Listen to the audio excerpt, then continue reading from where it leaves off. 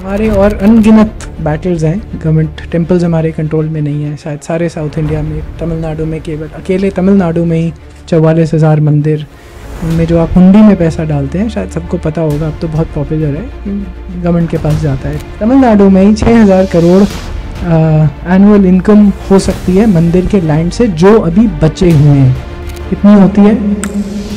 अंडा। एक audacious goal है बड़ा सा, 1000 करोड़ हिंदू फंड बनाने की कोशिश है।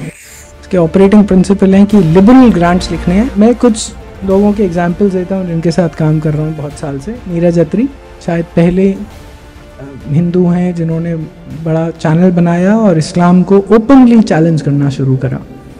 मतलब बहुत पर्सनल ग्रेट रिस्क ले रहे होंगे। मेरे को ऐसा लगता है ना, हिंदू समाज को शर्म आनी चाहिए और शायद चुल्लू भर पानी में डूब मरना चाहिए। कई बार तो लगता है ख़त्म ही हो जाना चाहिए। इसी व्यक्ति को जो ये सब काम कर रहा है, उसकी भी परिवार है, उसके भी बच्चे हैं, वो फंडिंग के लिए बेचारा धक्के खाता रहता है, अपील ही करते रहते हैं, ये यूपीआई है, ये यूपीआई है जी, पैसे दे दो। पैसे नहीं देते हम लोग।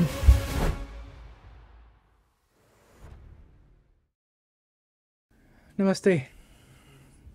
Like I said, I don't have any words of wisdom, but my presentation is about the Hindu Fund, which I founded year back, over a year back.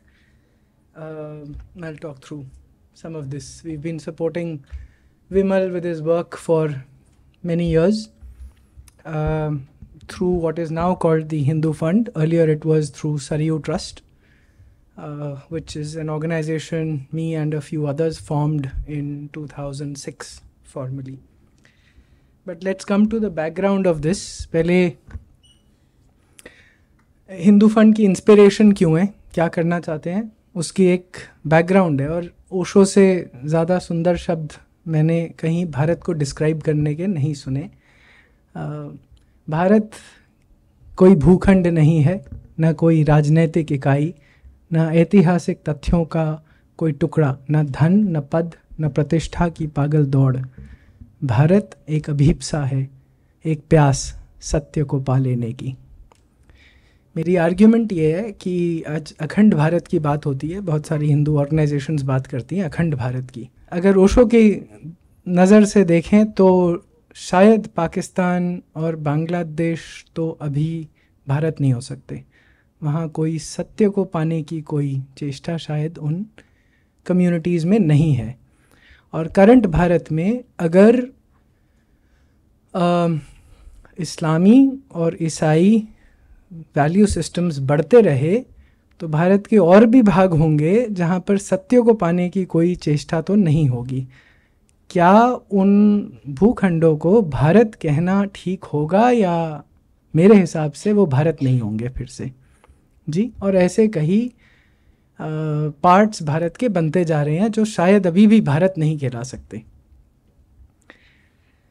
Hindu धर्म है जिसकी वजह से भारत एक सेक्रेड जियोग्राफी उसे बोला जाता है, और हिंदू धर्म से निकली हुई सनातन बोलें, जो मर्ज़ी बोलें, मुझे नामों में सिमेंटिक्स में शायद ना जाते हुए, उससे निकले हुए सब पंथ, सब धर्म जो भारत में उत्पन्न है, वो सब भारत को शायद वो सेक्रेडनेस देते हैं।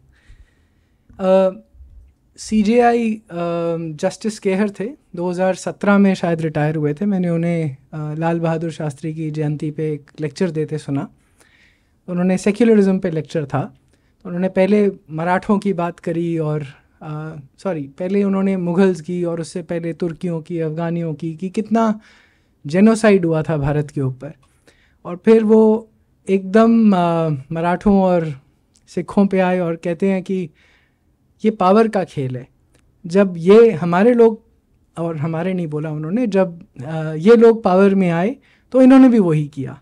मतलब इतना बोरिंग आइडिया एक चीफ जस्टिस बोल सकता है कि हमने वही किया जो उन्होंने किया हमारे साथ। ये मुझे ज़रा हज़म नहीं हुआ। तो प्रश्न उत्तर का समय नहीं था, मगर जब वो जा रहे थे तो मैंने उनको रोक के पूछा ये प्रश्न कि अगर पॉपुलेशन रिवर्सल हो जाए, अगर 80% भारत अगर मुसलमान हो तो क्या भारत बचेगा? आप जो बहुत अच्छा सेक्युलरिज्म पे लेक्चर दिया, हाथ जोड़ के कहा, तो कुछ उसका जवाब नहीं था, कुछ अनबन बोल रहे थे। फिर मैंने पूछा 57 मुसलमान देश हैं, क्या उनमें आपके सेक्युलरिज्म चलता है? ऑब्वियसली नहीं चलता। तो उसका कहते हैं we must take a shot at it because we have started walking on the path of secularism, we must take a shot at it. तो उससे मुझे ख्याल आया जैसे चेस खेलते हैं ना हम कंप्यूटर के साथ, उसमें रॉन्ग मूव हो जाती है तो अंडू बटन होता है, नहीं ठीक मूव नहीं थी, अंडू कर देते हैं अब। तो हमारे पास अनफॉर्चुनेटली भारत में अंडू बटन नहीं है।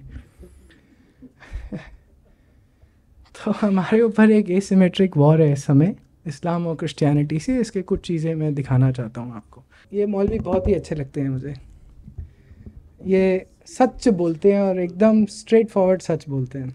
ये देवबंद के हैं, क्या नाम अल वजीदी है, नहीं सॉरी यासिर, पता नहीं क्या था, यासिर नदीम, हाँ। और शिकागो चले गए, वहाँ जाके अल वजीदी भी लगा दिया अपने आप को इब्राहिमाइज करने के लिए। We have to make our education system independent of this secularism, Islamization of knowledge. So we want to Islamize all sciences, whether it's biology or physics or medical science, and then you go to community and then society and to country. And that's how the entire nation is reformed. First move that I will do, I will abolish the constitution and I will establish the only logical and rational constitution, which is the Quran and the Sunnah of Rasulullah sallallahu alaihi wasallam. That will be my first move. So he is clear कि जब ये power में आ जाएंगे तो ये भारत की तो छोड़िए, अमेरिका, ये भी शिकागो में है, लेक्चर शिकागो का है, तो शिकागो में भी और अमेरिकन कॉन्स्टिट्यूशन को भी क्लियरली बदलना चाहते हैं। एग्जैक्टली यही पीएफआई सालों से बोल रही है। ये उनका एक पेपर है, फॉर्मल पेपर है on towards Islamic rule in India by 2047, और मार्च 23 में उसके 12 मेंबर्स के अगेंस्ट चार्जशीट हुई थी, जहाँ पर ये पब्लिक पेपर है, ये मैंने बनाया नहीं है। सो जो अल वजीदी बोल रहा है वही पीएफआई बोल रही है। पीएफआई बैन कर दी तो वो एसडीपीआई बन गई है और अब इलेक्शन लड़ते हैं भारत के कई पार्ट्स में, बाय द वे। तो इस्लाम कभी बदल नहीं सकता, आप जो मर्ज़ी कर लीजिए। कुछ भाग मुसलमानों के आप अच्छे होते हैं, सब होता है। यहाँ पर ये क्लैरिटी से समझना पड़ेगा, प्रॉब्लम मुसलमानों की नहीं है, प्रॉब्लम इस्लाम की है। तो बहुत सारे अच्छे मुसलमान हैं, बहुत नेशनलिस्ट मुसलमान हैं, सब कुछ है। तो आपको ये सेगमेंट करके करना पड़ेगा। Islam has to be addressed as it is. और मेरा मानना है, सही है गलत है पता नहीं, आप लोग जज करिए, मेरा मानना है कि हम 10-15 साल में शायद एक लार्ज स्केल सिविल वॉर की तरफ बढ़ रहे हैं, शायद एक और पार्टीशन की तरफ। मुझे नहीं पता कैसे इस बार पार्टीशन रोक लेंगे। कई एक विचार है कि मेरे जैसे काम करने में और इस्लाम को कॉल आउट करने में और प्रॉब्लम बढ़ रही है, इंस्टेड ऑफ इंटीग्रेटिंग मुस्लिम्स ये प्रॉब्लम बढ़ रही है। मुझे और कोई रास्ता पता नहीं है, बिकॉज इस्लाम शायद मेरी व्यू में has to be dealt as it is. So ये पार्टीशन हम कैसे रोकेंगे मुझे नहीं पता। तो मेरे सल्यूशंस क्या हैं, और थोड़ा उसे आने से पहले एक बारी क्रिश्चियनिटी को भी देख लेते हैं। ये जोशुआ प्रोजेक्ट है, एग्रीगेशन है of all Christian organisations globally, जिन्होंने केवल भारत नहीं बट पूरे वर्ल्ड के एक छोटे गांव में कितनी पॉपुलेशंस हैं, कौन सी वहाँ जाति है, ट्राइबल है, कौन सी भाषा बोलते हैं, डायलेक्ट कौन सा बोलते हैं, सब मैप करा हुआ है। ओपन प्रोजेक्ट है। और भारत में 1400 भाषाओं में, डायलेक्ट्स में बाइबल अवेलेबल है, स्पोकन बाइबल। ये एक मतलब शायद सेंसस ऑफ इंडिया के बाद शायद सबसे अच्छा एफर्ट होगा इंडिया की पॉपुलेशंस को मैप करने का। अनरीच्ड पॉपुलेशंस इन्होंने क्लियरली लिखा हुआ है यहाँ पर लाल में, अनरीच्ड पॉपुलेशंस हैं जहाँ जीसस की लाइट अभी तक नहीं पहुँची है। They will not stop. तो पंजाब में करीबन अमृतसर के अंदर शायद 23% क्रिश्चियंस बन चुके हैं। इससे ज़्यादा शायद शर्मनाक बात, ये जो SGPC रोज़ डांस करती है बैठकर, इससे शायद ज़्यादा शर्मनाक बात उनके लिए नहीं होनी चाहिए। एनीवेज, तो ये फादर पुनैया है, राहुल गांधी भारत जोड़ो यात्रा में इनको मिला था और इस इंसिडेंट के बाद मिला था, और बहुत अच्छा लेक्चर मिला था कि Jesus is the true God और वो सब। उसने पहले क्या बोला था पुनैया ने, एक पब्लिक गैदरिंग में कन्याकुमारी में बोला था, we wear shoes because the impurities of Bharat Mata should not contaminate अस। ठीक है, तो ये पास्टर है।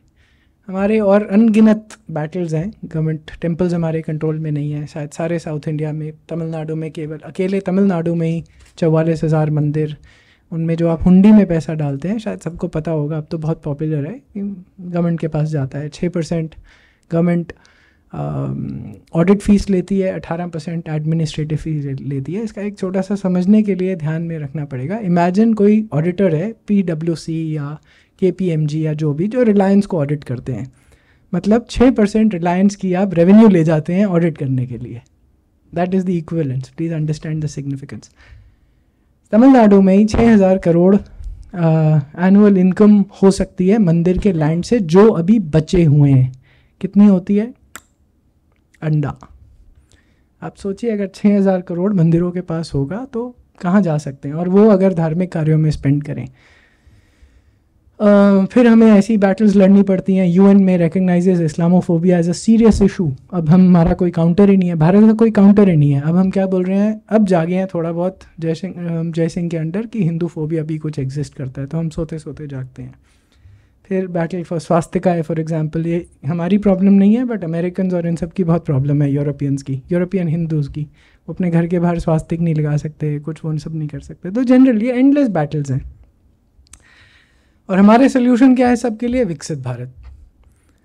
अब विकसित भारत तो ठीक है, $13,500 होगा, बहुत अच्छा है। पहली बात, मैं what ever said and done, I am actually a Modi fan.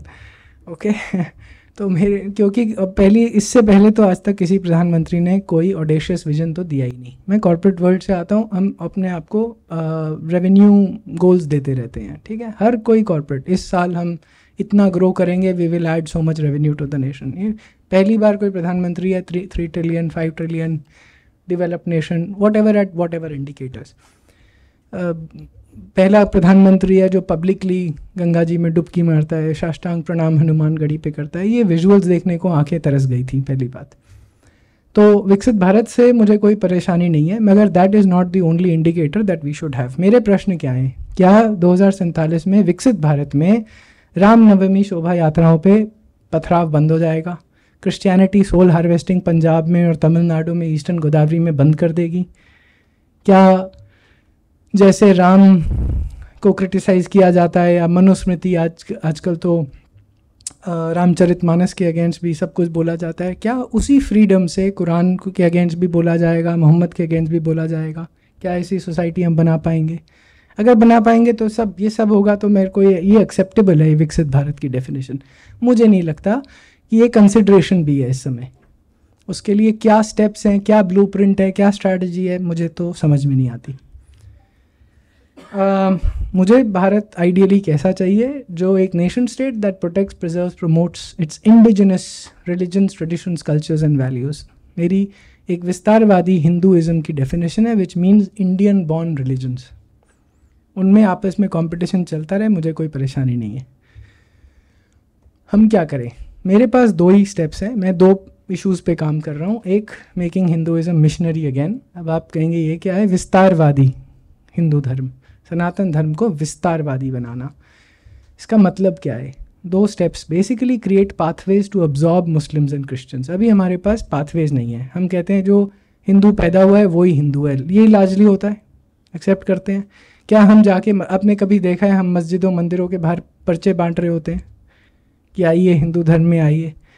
हम क्या करते हैं? सारे कथावाचक क्या करते हैं? रोज़ कथाएं लगाते हैं, सारे हिंदुओं को ही कथाएं सिखाते रहते हैं। आप कब जाके बोलते हैं कि मैं मुसलमानों के बीच में जाता हूँ और वहाँ पर सिखाता हूँ कि हिंदू धर्म क्या है? केवल शायद वो एक यात्रा शुरू करी थी बाबा रामदेव ने, केवल उन्होंने यूपी के गांव में जाके मुसलमान डोमिनेटेड गांव में जाके प्राणायाम करवाया था। मुझे केवल वही एक एग्जाम्पल बताएं जिन्होंने पब्लिकली ये किया था, और तो मुझे कोई दिखता नहीं है। जी, वो बहुत पहले की बात है, मतलब प्री इंडिपेंडेंस और जामा मस्जिद में आकर बोलना। उसके बाद आप सोचिए, अब 80 साल 100 साल हो गए, अब एक आदमी नहीं पैदा कर पाया पूरा भारत। और ऐसा नहीं है कि हमने पहले अब्जॉर्ब नहीं किया है, ये कोई मैं अनबन बात नहीं कर रहा हूँ। सारे शाह खून सब आए थे, हमने सबको अब्जॉर्ब किया। आर्य समाज, इस्कॉन, लिंगायत सब अब्जॉर्प्शन का पाथवे देते हैं। इस्कॉन तो नॉन हिंदूज़ को भी देता है, आर्य समाज थोड़ा बहुत पहले करता था, ऑफकोर्स स्वामी श्रद्धानंद के बाद। अब तो बिल्कुल मतलब ऑलमोस्ट डन ऑर्गेनाइजेशन है। 4 स्टेप्स होते हैं कोई रिकन्वर्जन के, रिचुअल, सर्टिफिकेट, गैजेट इन्फॉर्मेशन और इंटीग्रेशन विद सोसाइटी। ज़्यादातर आर्य समाज और ज़्यादातर सारी हिंदू ऑर्गेनाइजेशंस केवल रिचुअल पे बंद कर देती हैं, शुद्धि का यज्ञ करा या जो भी करा और उस पर ख़त्म हो जाता है। आर्य समाज और कुछ और ऑर्गेनाइजेशंस हैं जिनको परमिशन है सर्टिफिकेट देने की, उसके अलावा सर्टिफिकेट तक भी नहीं पहुंचते। आप जो भी आपको अखबारों में दिखता है आज इतने परिवार वापस आ गए, वो बेसिकली शुद्धि होती है, उसके बाद कुछ नहीं होता। वो नाम में रोज़ के दिनचर्या में मुसलमान या क्रिश्चियन ही रहते हैं, तो उसका मेरे हिसाब से कुछ ज़्यादा मतलब नहीं है, फ़ायदा नहीं है, क्योंकि ना आप क्रिमेशन ग्राउंड जा सकते हैं, आप बच्चे का जब नामकरण करेंगे तो भी मस्जिद या चर्च ही पहुँचेंगे, आप कुछ भी हिंदू तरह से नहीं कर सकते। मेरा ऐसा मानना है कि सैकड़ों, हज़ारों, करोड़ों लोग आज मुसलमान वापस आने को तैयार है अगर हम अपने दरवाज़े खोलें। ठीक है, मेरे को सारे भारत के मुसलमानों को 20-22 करोड़ जो भी हैं, मुझे सबको कन्वर्ट करने की ज़रूरत नहीं है, मुझे इस्लाम को डिफैंग करना है। आप 2-4 करोड़ को वापस ले आइए, आधी एक पहली बात, एक प्रेसिडेंट सेट हो जाएगा, और ये पहली बार नहीं हो रहा। जब भारत आज़ाद हुआ था, मैं तो ऑफ कोर्स नहीं था, मगर कुछ लोगों को कहानियाँ सुनी होंगी कि महाराजा हरी सिंह के पास बहुत सारे मुसलमान आए थे कि हमें वापस आना है, और मना कर दिया गया था। ऐसे इंसिडेंट वहीं नहीं हुए थे, यूपी में भी हुए थे। अभी राम मंदिर बनने के बाद वीडियो चला था एक परिवारों का, जो परिवार में 30-40 लोग थे, आधे मुसलमान आधे हिंदू। सबको पता है कि हम 7वीं पीढ़ी पहले भाई थे, 2 भाई, एक मुसलमान बन गया एक। उनसे पूछा, आप राम आपके आराध्य हैं? कहते हैं हाँ जी, राम हमारे आराध्य हैं, हम राम के वंशज हैं। और ये सब तो वो बिल्कुल इंडियनाइज थे, उनको कोई कट्टरवाद वो सब नहीं। अर्चना तिवारी इंटरव्यू कर रही थी, उसने पूछा कि आप वापस हिंदू क्यों नहीं बनते? सीधा जवाब था, कोशिश करी थी आज से 30-40 साल पहले, मगर एक्सेप्टेंस नहीं थी। ठीक है, ये किसकी गलती है? हमारी गलती है। जो आना चाह रहे हैं, परिवार पूरा है, परिवार में रोज़ शादी होती है, रोज़ एक दूसरे के यहाँ खाने जाते हैं, क्या वो परिवार एब्जॉर्ब नहीं कर सकता? बिल्कुल कर सकता है, सिस्टम्स नहीं है हमारे पास। गैजेट रिकॉर्ड्स आज भी बताते हैं, लोग वॉलंटरीली कन्वर्ट करते हैं, कोई नहीं मानता है। केरला का 2020 का रिकॉर्ड है, ठीक है, 506, बहुत ही कम नंबर है, इनसिग्निफिकेंट नंबर है, बट मैं केवल दिखा रहा हूँ आपको एक एग्जाम्पल के लिए। 506 कन्वर्जन हुई, जिसमें से 50% टू हिंदुइज्म हुई थी, टू हिंदुइज्म। इस्लाम से भी आई, क्रिश्चियनिटी से भी आए। अगर हम प्रोपगेट करेंगे तो आप सोचिए कितने वापस आएंगे। दरवाजे ओपनली खोलेंगे तो सोचिए, यार ये तो क्रिश्चियन केरला स्टेट है, बाकी सब तो पब्लिश नहीं करते अपनी गैजेट इन्फॉर्मेशन। केरला 2020 के बाद उन्होंने छोड़ दिया। आप देखिए, बैप्स अबू धाबी में उनको आरती करवाई है शेखों को, है ना। वहाँ पर अभी देसी गौ की गौशाला बन रही है, क्योंकि देसी घी खाने की वजह से जो शेख की पत्नी है, उनकी 15-20 साल पुराने शरीर के दर्द चले गए थे, तो वो देसी गांव की गौशाला बना रही है। मेरा दोस्त है, वो जाकर उसका कंसल्टेंट है। तो योगा में भी यही है, 500 million people estimated around the world who are yoga practitioners, और वो ओम भी बोलते हैं, सूर्य नमस्कार भी करते हैं। सिर्फ वो डॉग योगा और पावर योगा नहीं करते, उसमें से मेजॉरिटी ट्रेडिशनल योगा वे ट्रेडिशनल नामों के साथ करते हैं। बाबा बागेश्वर की सभाओं में देखिए आप, मुसलमान आते हैं बांग्लादेश से और कहाँ से छुप छुप के बुर्का पहन के आते हैं और कहते हैं हम तो हिंदू बनना चाहते हैं। ये रोज़ का काम होता है। AOL, Art of Living, Isha के कहीं पर चले जाइए, हज़ारों तादादों में मुसलमान रोज़ शांभवी करते हैं या सुदर्शन क्रिया करते हैं, जो भी करते हैं, है ना। अर्जेंटीना में ऐसा सुना है, श्री लैंड करे थे, पिक्चर्स आई थी एक्चुअली।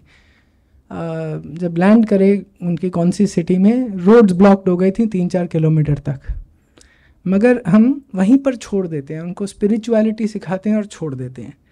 पाथवे नहीं है टू कन्वर्ट। तो हमारे को सेल्फ कॉन्फिडेंस चाहिए, प्रोपगेशन एंड फॉर्मल कन्वर्जन का। इनके ऊपर छोड़ा हुआ है हमने, आर्ट ऑफ लिविंग और ईशा के ऊपर। ट्रेडिशनल संप्रदाय तो केवल सिंगिंग टू द कॉयर, जैसे मैंने अभी बताया, रोज़ हिंदुओं को ही सिखाते हैं कि कैसे गीता वचन और प्रवचन और ये सब करते हैं। एंड व्हेन आई से the word Hindu, including Jain and Sikh.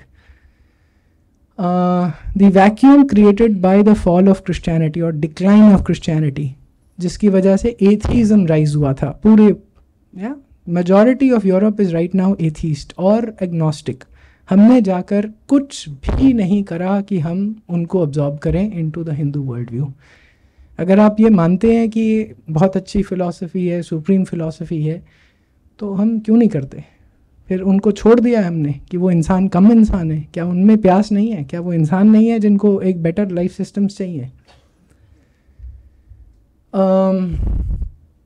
And of course we need formal systems. और ऐसा मेरा मानना है कि हर संप्रदाय, जैसे इस्कॉन ने बनाया है, अगर हर संप्रदाय अपना सिस्टम बना दे, हमारे को कोई सेंट्रलाइज सिस्टम चाहिए नहीं। नामधारी यहाँ बैठे हैं सिख, उनका अपना सिस्टम होना चाहिए। SGPC का अपना सिस्टम होना चाहिए। जैन मुनियों का इतने सारे अलग अलग मुनि हैं, सब अपना अपना सिस्टम बनाएं। इतने सारे कांची और कांची पीठ और श्रृंगेरी पीठ क्यों नहीं अपने अपने सिस्टम बना सकते और बोर्ड लगा सकते और ओपनली अनाउंस करें कि हम अब्जॉर्ब कर रहे हैं वापस, अगर आप आना चाहते हैं तो। दूसरी बात यह है सेल्फ कॉन्फिडेंस इन प्रोपगेटिंग। उसके लिए एक इम्पॉर्टेंट पॉइंट है कि एक दो चीज़ें हैं जिसमें कर सकते हैं, जैसे उनकी प्री इस्लामिक आइडेंटिटीज़ को अपील कर सकते हैं। अभी एक व्यक्ति के साथ काम कर रहा हूँ उत्तर प्रदेश में जो यही काम कर रहे हैं, मेरे हिसाब से बहुत अच्छा काम है। और दूसरा मेरा ऐसा मानना है हमें घर वापसी हेल्पलाइन सेटअप करनी चाहिए। उसको घर वापसी बोलें, धर्म वापसी बोलें, जो मर्ज़ी बोलें, बट कहें। अभी VHP क्या करती है, अभी आपने सुना होगा 2 हफ्ते पहले हिंदू हेल्पलाइन सेटअप करी है। किसके लिए? कि अगर आपके अगेंस्ट लव जिहाद हो रहा है तो आप हेल्प मांगिए। इसके लिए सब डिफेंसिव स्ट्रैटेजीज़ कर करके हम सोसाइटी को एक्सपैंड नहीं कर सकते। You have to be play on the front foot. Front foot playing, batting is all about doing some expansion strategies. दूसरा जिस प्रोजेक्ट पे मैं काम कर रहा हूँ इज़ टू रेज, एक ऑडेशियस गोल है बड़ा सा, 1000 करोड़ हिंदू फंड बनाने की कोशिश है। इसके ऑपरेटिंग प्रिंसिपल हैं कि लिबरल ग्रांट्स लिखने हैं। अगर ये बजट जिस बन गया, आप सोचे साल का अगर आप सिर्फ इक्विटी मार्केट्स में निफ्टी 50 या कहीं पर डाल दें तो साल का 150 पौने 200 करोड़ रुपया जमा हो जाता है ग्रोथ मनी में ही, जो मार्केट्स देती है भारत की, बिल्कुल रीजनेबल 12-15%। आप बेसिकली हर महीने के इंटरेस्ट टैक्स फ्री 10 करोड़ के चेक्स लिख सकते हैं। अब पूरा भारत का विमल जैसी ऑर्गेनाइजेशंस का सबका वो काया पलट हो जाएगा when you have access to money. अभी सैलरीज देने के लिए, थोड़ा भी एक्सपैंड करने के लिए दिक्कत होती है। क्यों? क्लियर सी बात है, हिंदू समाज पैसे नहीं देता। ये हम सबको समझना पड़ेगा। मैं बहुत सालों से जूझ रहा हूँ तो पैसे नहीं देते। हम बड़ी अच्छी तालियां बजाते हैं, ट्विटर पे जाके रेज करते हैं, मगर अपनी जेब नहीं ढीली करते। ये मेरा एक्सपीरियंस है। NRIs भी यही करते हैं, 10,000 क्वेश्चन पूछते हैं प्रोप्राइटी पे कि आप मेरा पैसा लेके BMW तो नहीं चलाओगे। अपनी बोर्ड सीट में पैसा मांगते हैं, अपनी सीट्स मांगते हैं, बोर्ड सीट्स मांगते हैं, और प्रोफेशनलिज्म को भी क्वेश्चन करते हैं। सिर्फ NRIs नहीं करते, भारत के रिच लोग भी करते हैं। मैं कुछ लोगों के एग्जांपल्स देता हूँ जिनके साथ काम कर रहा हूँ बहुत साल से। नीरज अत्री शायद पहले हिंदू हैं जिन्होंने बड़ा चैनल बनाया और इस्लाम को ओपनली चैलेंज करना शुरू करा। मतलब बहुत पर्सनल ग्रेट रिस्क ले रहे होंगे, ठीक है। अब मतलब कितने हमारे को थोड़ी, मेरे को ऐसा लगता है ना, हिंदू समाज को शर्म आनी चाहिए और शायद चुल्लू भर पानी में डूब मरना चाहिए। कई बार तो लगता है कि ख़त्म ही हो जाना चाहिए। ऐसे व्यक्ति को जो ये सब काम कर रहा है, उसके भी परिवार है, उसके भी बच्चे हैं, वो फंडिंग के लिए बेचारा धक्के खाता रहता है, अपील ही करते रहते हैं, ये UPI है, ये UPI है जी, पैसे दे दो। पैसे नहीं देते हम लोग। तो in whatever capacity I have been funding them. Sahil example है, ये हमारे वॉरियर्स हैं इस्लाम को चैलेंज करने के लिए। कितने लोग यहाँ पर, कितने लोग, आप सबसे ही पूछता हूँ, सॉरी मैं ये चैलेंज कर रहा हूँ आप सबको, बट कितने लोगों ने एक्स मुस्लिम्स को रेगुलरली मंथली फंड करते हैं? मंथली एक, सारे लोग आप करना शुरू कर दीजिए, 10 और साहिल खड़े हो जाएंगे, 50 और साहिल खड़े हो जाएंगे। आपका काम कर रहे हैं। मोहित भारद्वाज गुरुकुल बना रहा है, नॉर्थ इंडिया का पहला ट्रेडिशनल ऋग्वैदिक गुरुकुल सोनीपत में। अब तो काफ़ी कुछ खड़ा हो गया है, बट एक यूटिलिटी बिल्डिंग बस बची है 1.5-2 करोड़ की, उसके बाद प्रीटी मच सेट हो जाएगा। उसके बाद एक डोनर मिल गए हैं जो हर महीने के सारे खर्चे निकाल देते हैं। Ideally people like that should not have to struggle for money. IT का बंदा है, 7-8 साल टेक्नोलॉजी में था, HCL में काम करता था। जब अपनी बीटेक करनी शुरू करी पुणे में, साथ पहली बार संस्कृत पढ़ी और फिर 2 आचार्यों के साथ बैठा, जिनके साथ बैठकर इसने ऋग्वेद की, नॉर्थ इंडिया की एक शाख्यायन शाखा है जो नॉर्थ इंडिया के लिए रेकमेंडेड ऋग्वेद की चांटिंग की ट्रेडिशनल शाखा है, वो रिवाइव कर रहा है, क्योंकि केवल उसके 2 लिविंग आचार्यस बचे थे, दोनों 75 साल के, एक 74 एक 75। तो ये भाई साहब अपना सब जीवन IT की जॉब सब सैक्रिफाइस करके ये कर रहे हैं। अब जीवन के लिए, यापन के लिए क्या है, थोड़ा सपोर्ट हमसे जाता है, प्लस एक मिठाई की दुकान खोली है उसके बेच के, ताकि जीवन यापन हो सके।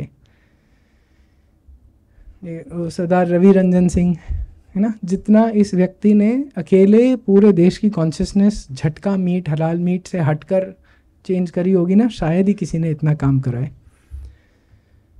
उनका भी जाके पूछ ले, आज है नहीं तो पूछ लीजिए कितना स्ट्रगल। 2 महीने पहले फ़ोन आया, राहुल भाई अभी तो घर का पेंट वेंट सब उतरा था, अभी तो ईंटें निकलनी शुरू हो गई हैं। मजाक में बोल रहे थे, मगर तिथि बता रहा हूँ आपको। ये अर्श विद्या समाजम के आचार्य मनोज है। केरला स्टोरी तो सबने देखी होगी ना, तो ये जो रियल केरला स्टोरी है ये लोग बचाते हैं। ये जो पूरी मूवी की फिल्मिंग हुई है इन लड़कियों के ऊपर हुई है एक तरह से। ये आईसिस तो नहीं पहुंची इनमें से, लेकिन इनमें एक हादिया है जो वापस आ गई, वो इस व्यक्ति की वजह से वापस आई है। ये अभी 100 धर्म प्रचारक बना रहे हैं जो केरला में जाकर मुसलमान और क्रिश्चियन घरों में, और हिंदू ऑफ कोर्स घरों में जाकर हिंदू धर्म का प्रचार करते हैं। करीबन 5,500-6 हज़ार लड़कियां इस्लाम या क्रिश्चियनिटी से वापस लेकर आए हैं ये, और हर महीने स्ट्रगल करते हैं पैसों के लिए। तो मैं ये फंडिंग प्रायोरिटीज़ हिंदू समाज के लिए सॉल्व करने के लिए ये मेरी चेष्टा है, और जिसके लिए ऑडेशियस गोल रखा हुआ है 1000 रेज़ करूँगा। इसका लार्जली मैंने खुद फंड करा है पिछले 8-9-10 सालों से, अभी भी लार्जली मेरा ही है, but I am hoping that कुछ लार्ज डोनर्स मिलेंगे और बहुत सारे छोटे छोटे मंथली रिकरिंग डोनर्स मिलेंगे। और ये सब अभी कौन सी प्रायोरिटीज़ हैं, जैसे एक केस अभी मैं लड़ रहा हूँ आर्टिकल 26 की री इंटरप्रिटेशन के लिए। अगर ये होता है 5-7 साल लगेंगे, बट अगर ये आगे बढ़ा तो फ्रीइंग टेम्पल्स, ये आउटराइट टर्मिनेशन ऑफ HRNC के लिए है। और सुप्रीम कोर्ट ने मद्रास हाई कोर्ट में भेज दिया, वहाँ पर नोटिस गया है तमिलनाडु गवर्नमेंट को गिवन 4 वीक्स कि हम आपको आउटराइट टर्मिनेशन क्यों ना करें, उसका रीज़न देने हैं।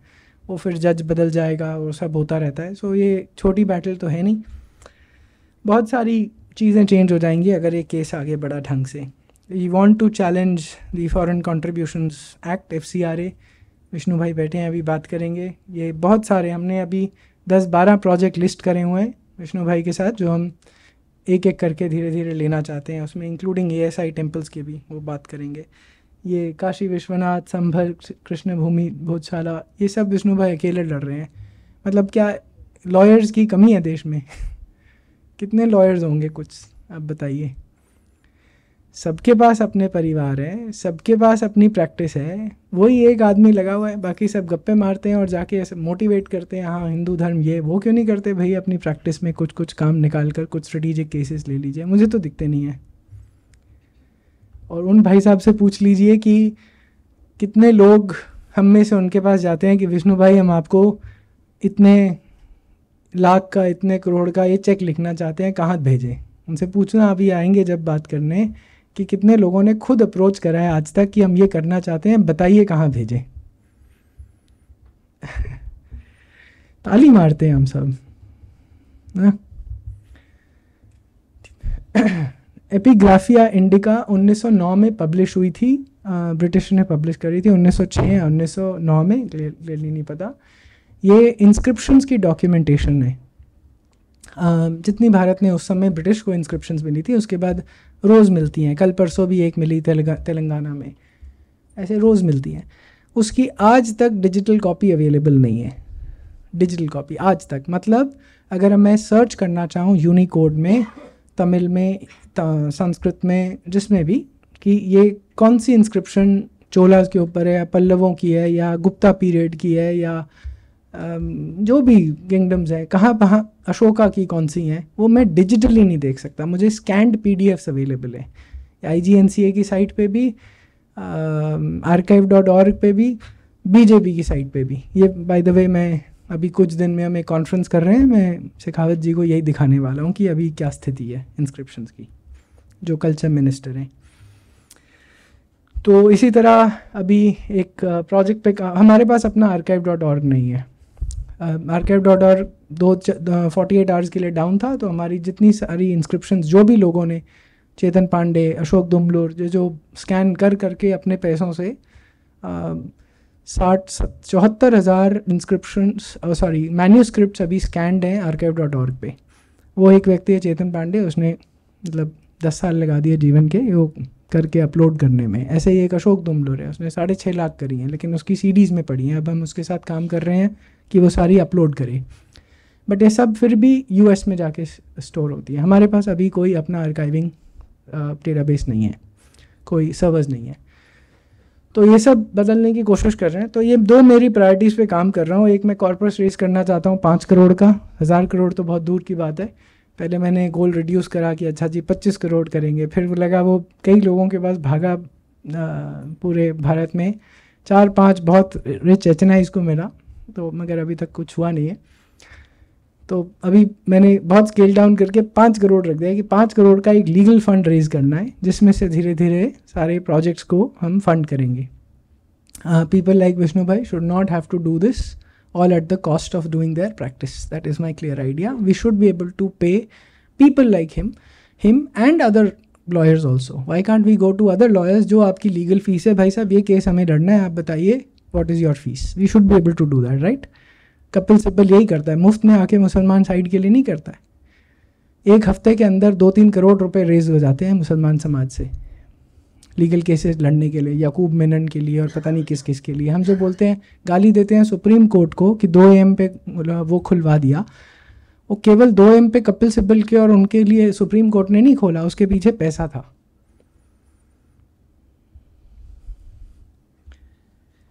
तो और मैन्यूस्क्रिप्ट के लिए 2 करोड़ रुपए रेज कर रहा हूँ अभी।